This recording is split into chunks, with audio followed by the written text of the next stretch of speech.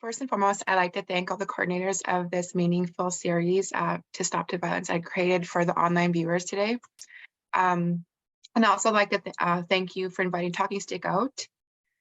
So today I'm here with Provincial Director Cecile McKay. I will hand it over to her to do her own introduction.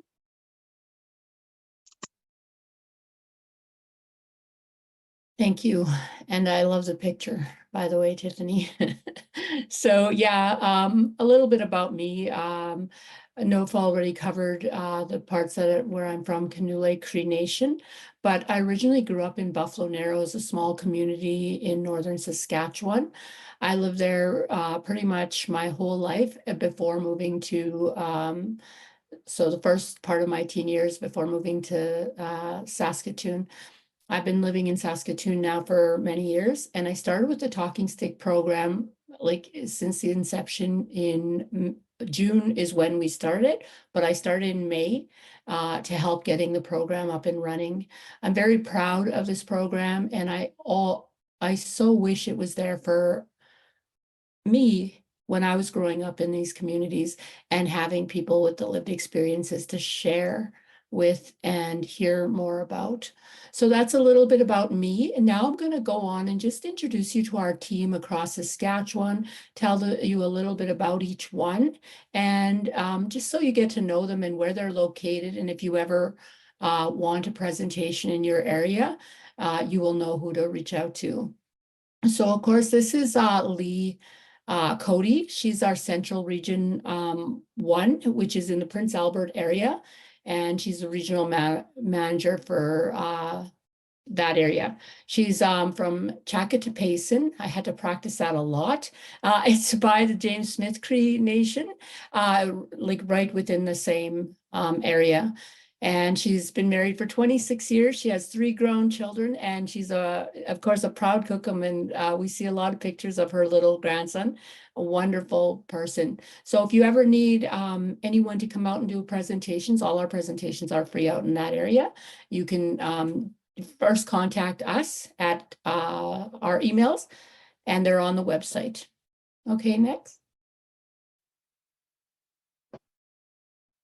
And then, of course, we have Shauna Keepness. She's our regional manager in the Southeast region. She shares that region with Tiffany.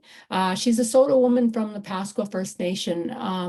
She was a nurse for 14 years before she joined us at Talking Stick. We really value her, her knowledge about the clinical aspects, and that's what she brings to our team. Each of our team is so diverse, it's amazing.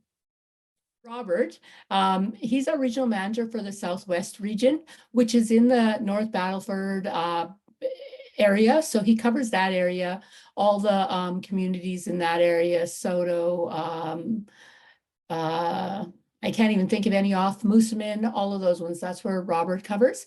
And he's, of course, a passionate advocate for Indigenous youth. He's always been a youth advocate. He's very cultural oriented. He does drumming, he does a lot of stuff. He enjoys golfing and attending powwows. So that's a little bit about Robert. Laura Lee, she's the regional manager in the Central Saskatoon region, which is in my region. So she covers the Saskatoon Tribal Council area. She's from Muscadet. That's one of her regions that she covers, as well as Mistawassis, Muskeg, all of those areas. She loves soccer. She plays soccer a lot. Her passion is advocating for Indigenous youth as well through sports. And art while utilizing story at Talking Stick. So she uses her story when she presents at Talking Stick. We all have our unique ways of presenting. Edna, some of you may know Edna. She's in the regions from, I know some of you said you're from Creighton, Sandy Bay. She covers those areas. Peter Ballantyne Cree Nation and area. She's from La Ronge. She's lived in La Ronge for 23 years and is a 60 Scoop from the 60 Scoop. She understands the importance of conversation and the healing it brings. She's a mother and grandmother, and she loves spending time out her cabin on her days off. So that's a little bit about Edna. And then Okay, back so to Tiffany. thank you, Cecile. So prior, my passion is in my Indigenous language, which is Cree. So I like to say a few words in my own language. So, Tanse Kakyao, Nia Tiffany Kapamotahat, Ne Okamama Aski Isquo, Nehe Isquo Ochi Nehel Patnak. So I said, hello to you all. My name is Tiffany Carrier, grandmother Earth Woman. I am a Cree woman from Paibot First Nation. I'm a Cree beginner learner. So I am the regional manager for the Talking Stick for the Treaty 4 area. And today I'm here to bring awareness of the Talking Stick app and how it has evolved in the impactful ways it has shown different communities here in Saskatchewan. The app is made in Saskatchewan and it was developed for Indigenous communities and people.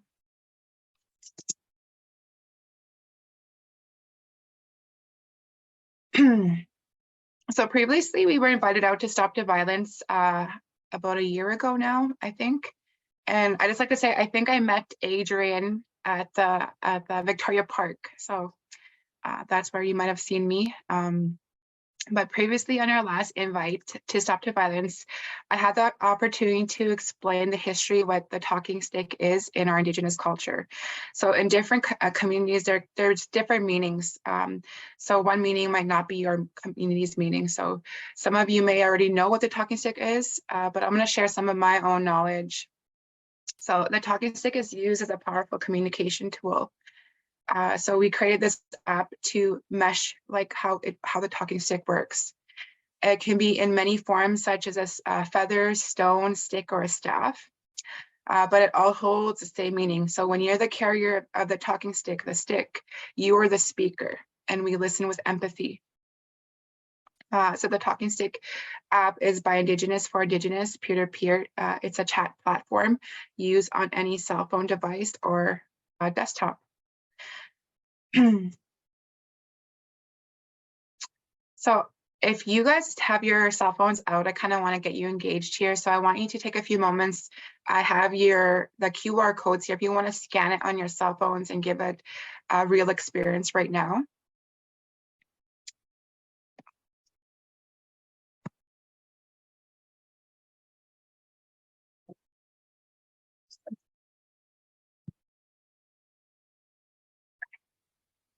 All right.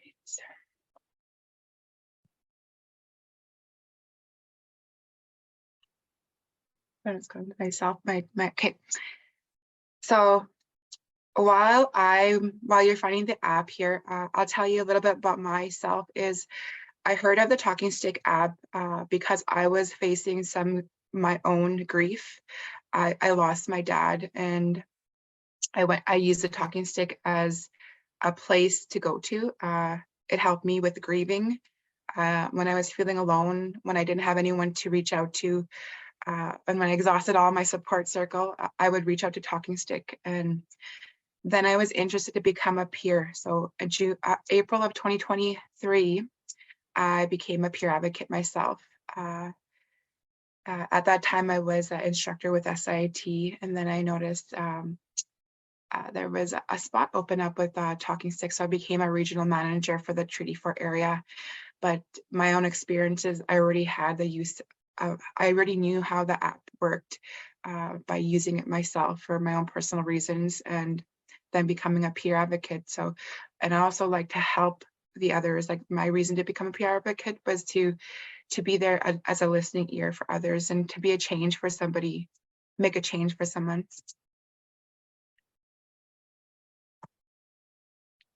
So here on your phone, if you have downloaded on your phone or if you're accessing it through your desktop, it would look like this on your cell phone device. Then the desktop view is the square circle there, the square. So I suggest if you do download it, you could figure it all out. There's different functions. The chat now button is where you begin the chats. So one important key feature I would like to highlight is this is a private, safe, and a confidential place for guests coming in using the app. The app is all anonymous.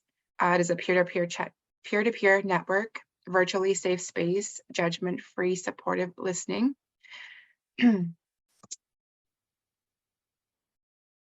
So I'm going to take you on our talking stick journey.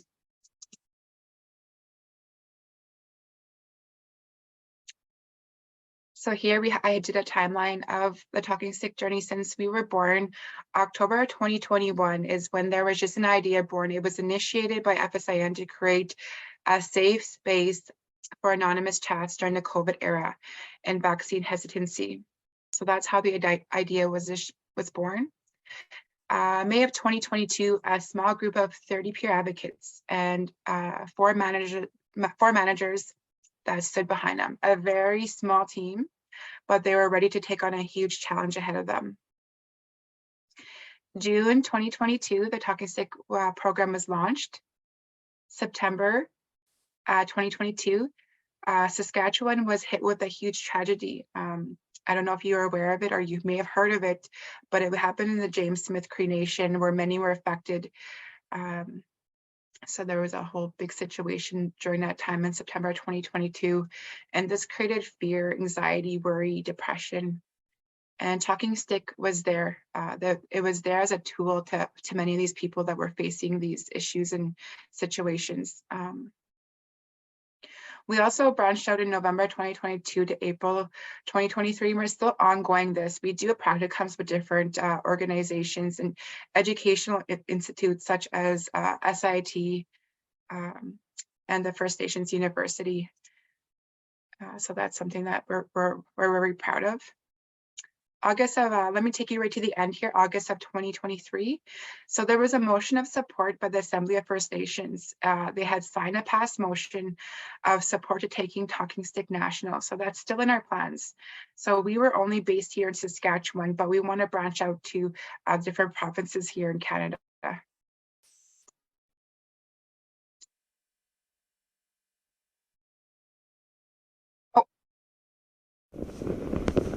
Yeah, hello there. Sorry, just went right. Good afternoon, everyone. But I want to share a video with you. This is an actual live experience from a peer advocate. He's sharing his story, so I'll let you have a listen. My name is Kenneth Lewis Size. I'm 24 years old from James Smith First Nation, and I currently work at the gold mines. I work for Tricycle here. I work for Betstamp. This is honestly my first time speaking in front of like anyone. So, yeah, this is my story. Okay, a lifeline in the digital world. There's something incredibly profound about the simple act of listening. It's like holding up a mirror to someone, reflecting their worth, their stories, and their struggles. Through the Talking Stick platform, I've been privileged to be that mirror for countless individuals. But there is one conversation that left an inedible mark on my heart. One evening, an anonymous user logged into the app. Her initial reluctance suggested she might have just been testing the waters, but as hours rolled by, the depth of her struggle came to light.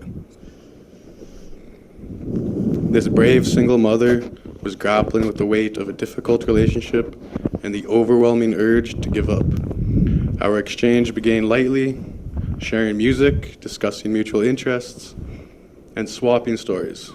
It was about a 2-hour-long conversation we had that night.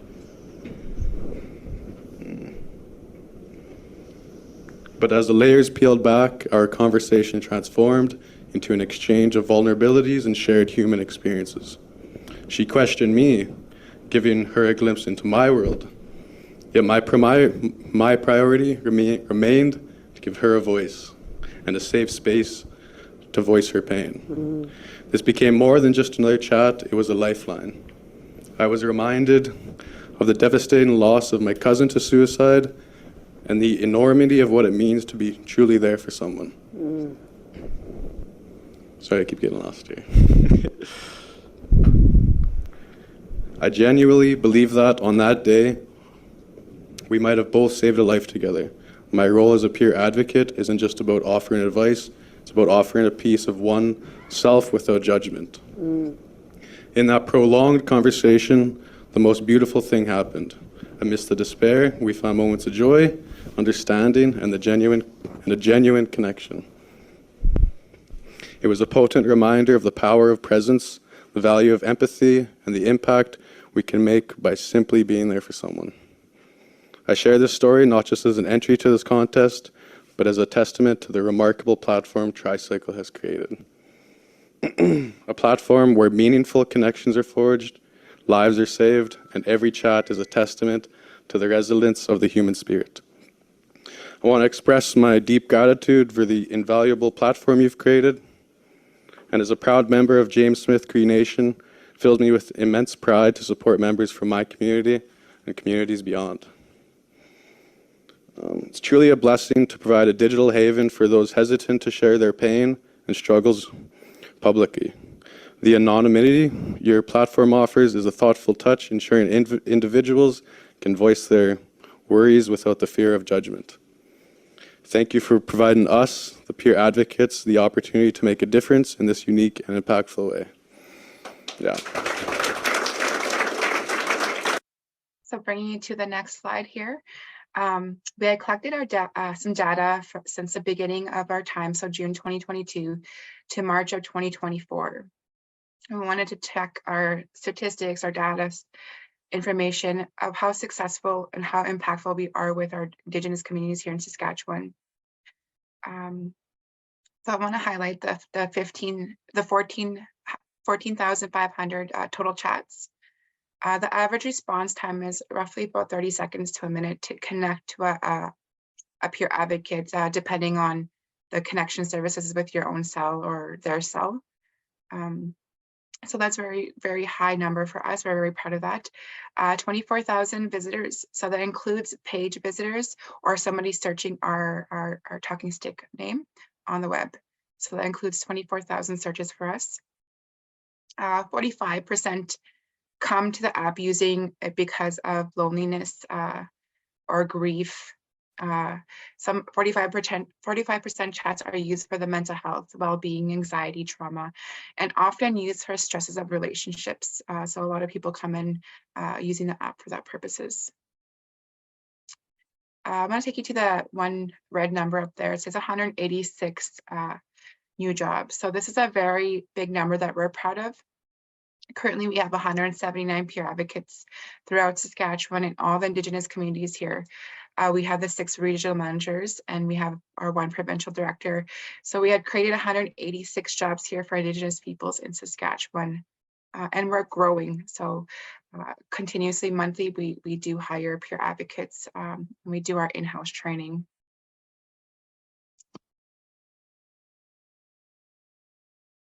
Going to the next slide here. This is just a reminder of a little what the app is used for. So you go in using the app as an anonymous guest. Like I said before, a lot of people come at using it for when they're alone, worried, ashamed, confused, sad, or just the general mental health and the well-being of themselves. So you talk, we listen. Some information that's very important is all the chat history is deleted. There is nothing saved. There is no login information required. It's by Indigenous for Indigenous people here in Saskatchewan. And we also safely hand you off to community resources in your area. It depends as well as the guest comes in using the app and they decide to pick someone other than their regional area. They can only have their local resources. Like say, for example, someone from Saskatoon and someone from Regina, and that guest used a Regina Saskatoon advocate. That advocate will only have the local resources in their region.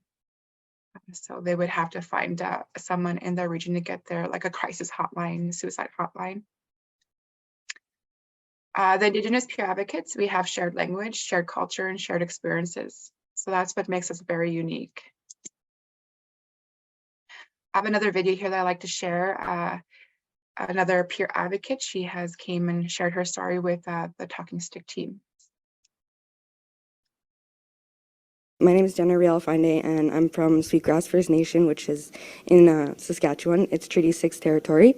The backstory for mine was I had a son in October, and I actually started with the company right after at a practicum.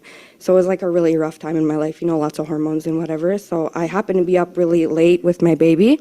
I checked for the purpose of this story. It was in February from 4:34 a.m. to 5:15.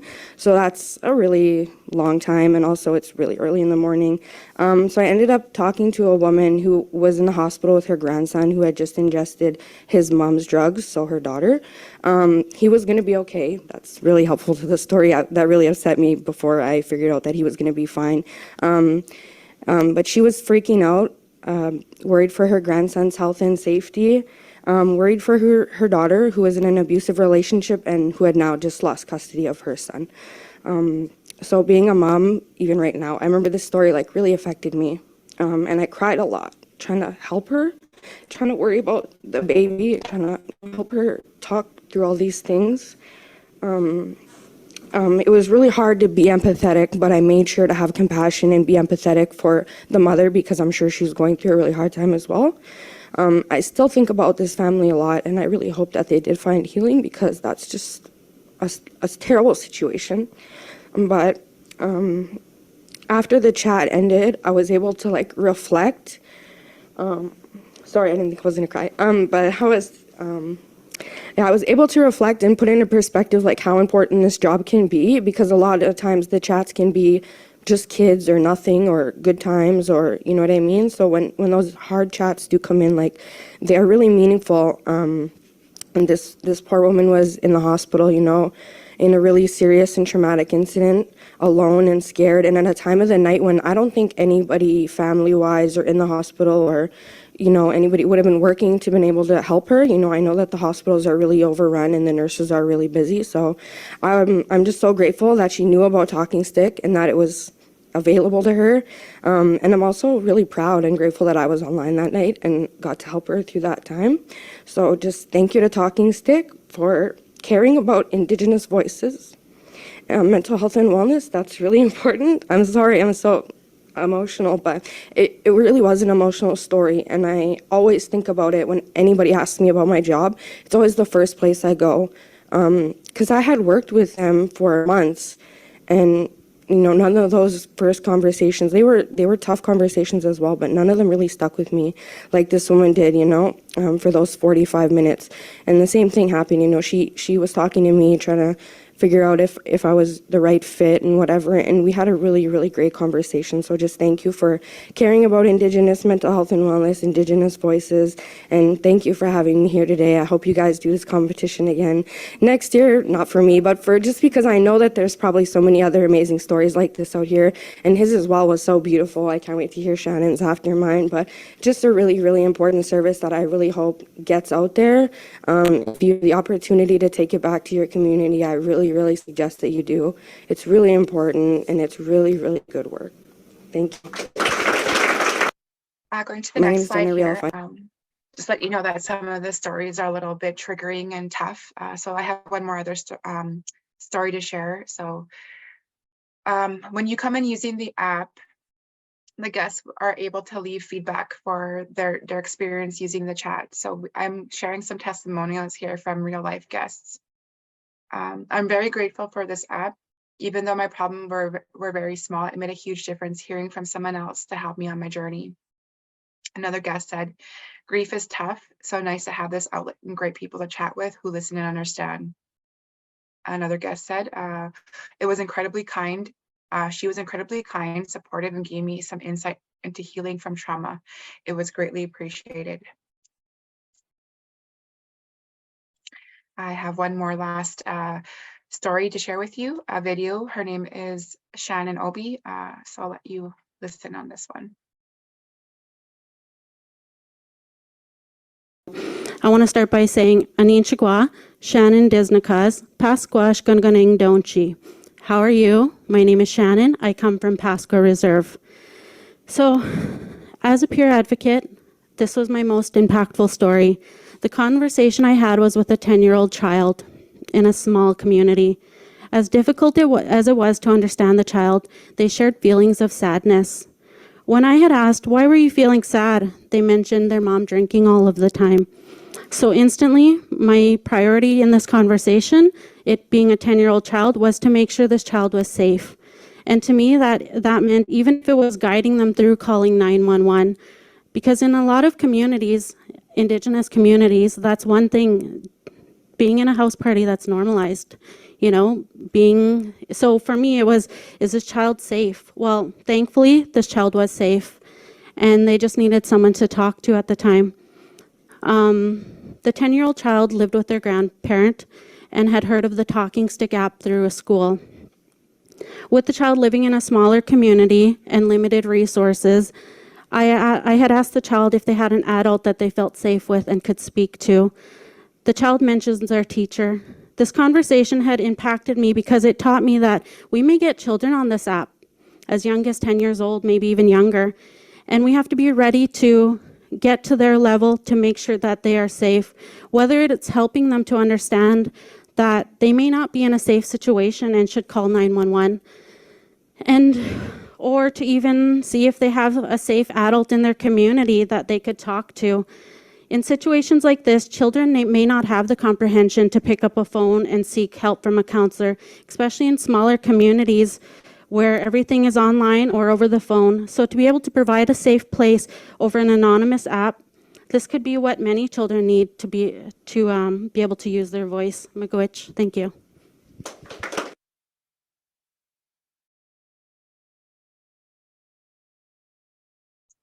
So I'm going to share with some photos I had visited in different communities here down in this the south here of Treaty 4 area. So this is the reason why we are very determined and we're striving to bring awareness to every Indigenous community here in Saskatchewan, so that every young generation, they get to know how valuable and bring that awareness that the talking stick is, because we're a listening ear in their time of need. So I have visited a few schools and I got them to check out the app. Another photo here I have. So I wanted to share with you today that we are still striving to connect with the schools here in Saskatchewan.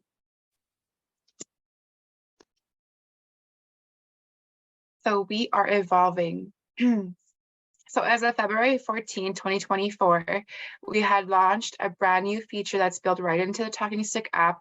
It's called First Alerts. First Alerts is an alert sovereignty with anonymous peer support. So it's built right into an app. It gives full operations to the Indigenous communities, to the leadership, to every community here in Saskatchewan to send out their own alerts for their members. This is really crucially needed because it's a valuable tool that we need in our communities. With all the forest fires that are happening, with all the floods, missing persons, we crucially need this in every community.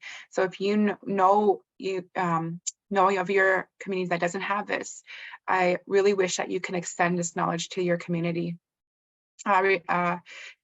It's also want to remind you to access this First Alerts. You need to have a Talking Stick app downloaded to your cell phone device, or I don't think you can access it on the PC, but you'll need to access it through the Talking Stick app. And there's a little function on the right-hand bottom, and then you can select communities that you want to get alerts from. So on February 14, like I said, that's when this was firstly rolled out on James Smith Cree Nation. Some members are out there now are feeling more safe and secure. The First Alerts app will be another layer to provide safety and security. For leadership, it means we can respond in real time to immediate threats within the community. So here we have Chief Robert Head, Peter Chapman Van, and we also have our former CEO of the developed app, which is Tricycle, John McBeth. So the First Alerts is built in as a feature within the app, like I was saying before. Currently, we have 3 communities who have jumped aboard. So this is creating a sense of safety for their community. I personally got signed on. They have agreement with Nikanit First Nation. So Nikanit First Nation is located here in Saskatchewan. They roughly have about 500 plus population. But the reason why they wanted to sign on, they were signed on very quick, is because they did have missing persons in their community. And I've heard about this like through social media, and this is very crucial that they jumped aboard. So they're really eager to get it. So they're now on the Talking Stick app as a First Alerts community. So first alerts, is anything from any public safety. So alerts from any sort of danger that's the community members. Missing persons, we have to always send our call to our local authorities to get an alert out. This is fully operated by the band itself. So once a band signs on, they get all full operation to send out alerts themselves. So an alert is real time. This is a huge barrier breaker in many communities. Some of the alerts that can be going out is natural disasters, like I was saying, floods, fires. I come from Pipeoff First Nation, and we just had a fire last week, and I didn't have enough time to pack my vehicle because there was not enough notification to me. I seen a post on social media, but that wasn't quick enough for me to get, I had to flee my home if I had to, but luckily there was, they had firefighter crews out here fighting the fire, which took a whole day to finally get out. About 11 o'clock at night, they finally got the flames to be done with. But again, the safety of my family, safety of my children, I didn't have enough time to run and grab things and leave if I did, until I looked at a social media post. So this is going to be a valuable tool for the communities. So sovereign access to, this is how it will look on a cell phone device and a desktop. So this will be given to the first alerts managers of every First Nation. It is community led and operated. It's free to use, alert autonomy. You send alerts, instructions in seconds. So you'll send out alerts, it'll arrive on your device in seconds. You stay informed and stay safe. I'm gonna quickly show you how the app, the First Alerts works.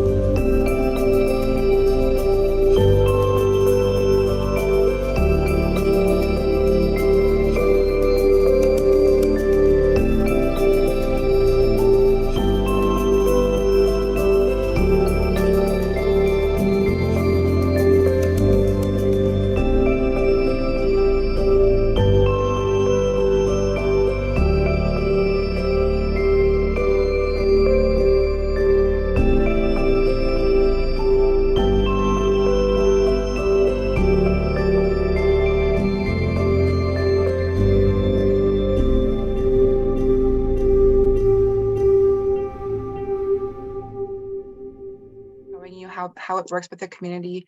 Again, you select your nation and it'll show like this right onto your screen, your cell phone device, of the information that needs to be known to the members. So we're coming in this with a holistic approach to every community for community safety. So alert sovereignty, giving them the full control and operation of their alert system. Emergency alerts in seconds, anonymous peer support. So this is when we come into play. Talking stick will come into play when somebody is facing some mental health issues regarding the issue in their community. The place to go to know. I'm also going to hand this over to Cecile here. She's going to talk more of the Talking Stick special teams. So special teams is going to be coming shortly, probably in the next couple months or so.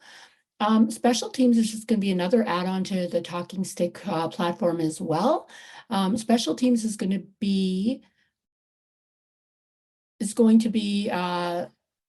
Additionally, it's going to be including, it can include case managers, community health educators, or community navigators, such as virtual peer supports. It'll be free for communities, First Nations communities to access. This way, our peer support team now are just there to listen. We're not counselors, or we don't give advice or anything like that. So for these services, they're going to have special team services. It could be someone from Saskatchewan Health Authority, and they want to be a part of this, and someone wants to talk to a counselor. They can do that through the special teams. So once we launch this, we'll be bringing more. Again, we will be going to communities, sharing this with everyone. But I don't want to spend a lot of time on this because we probably do have some questions coming, and we'd love to answer those questions. So if you want to learn more about special teams, just again, reach out to myself or Tiffany or anyone else on the team.